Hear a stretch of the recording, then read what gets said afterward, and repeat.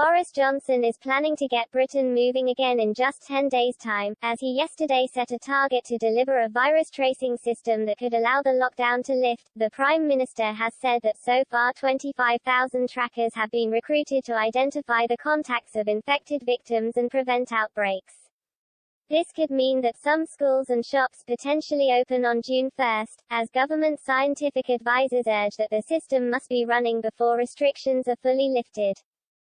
Yesterday saw thousands of housebound Britons flock to local beaches and parks on the hottest day of the year so far.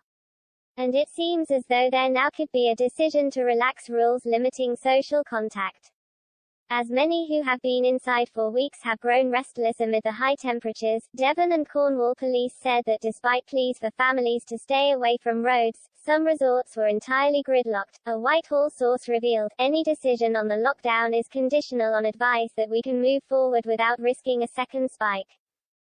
We are not there yet.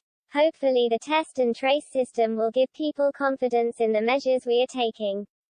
They added, only 637 hospital admissions were recorded on Tuesday and no new cases at all in London on Monday. At the peak of the pandemic, 1,000 cases were being reported, and this number could prove to far greater later down the line. Testing of coronavirus cases has so far reached a record 177,216.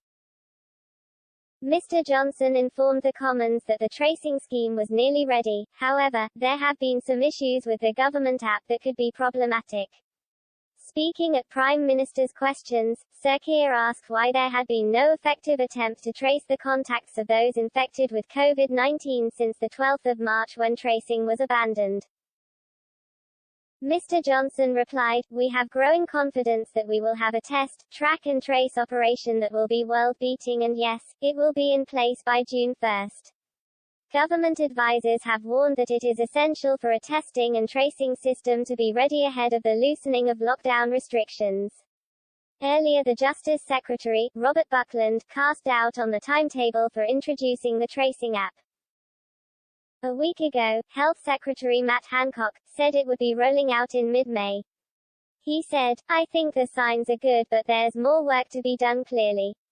Asked if the app, currently being trialed in the Isle of Wight, would be ready by the start of June, he replied, "I think it won't necessarily be as widespread and as full-blown as we would like. I think that would develop over the next several weeks, over the next month or so. It's a combination of that app and of the track and trace volunteers who are being trained as we speak."